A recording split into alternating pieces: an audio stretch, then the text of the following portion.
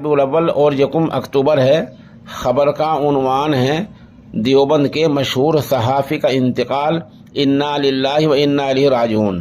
دیوبند کے رہنے والے مشہور صحافی محمد رضوان سلمانی کا آج تقریباً 55 برس کی عمر میں انتقال ہو گیا ہے۔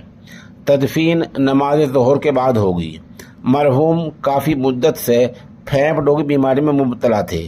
پسماندگان میں ایک بیٹا اور 2 بیٹیاں ہیں۔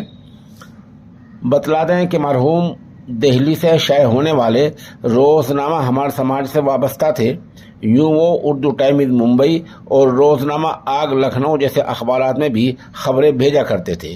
تاہم ان کی اصل اور بنیادی پہچان روزنامہ ہمارا سماج سے ہی ہے۔ لوگ اور اہل علم کا طبقہ ان کو ہمارا سماج سے ہی جانتا اور پہچانتا ہے۔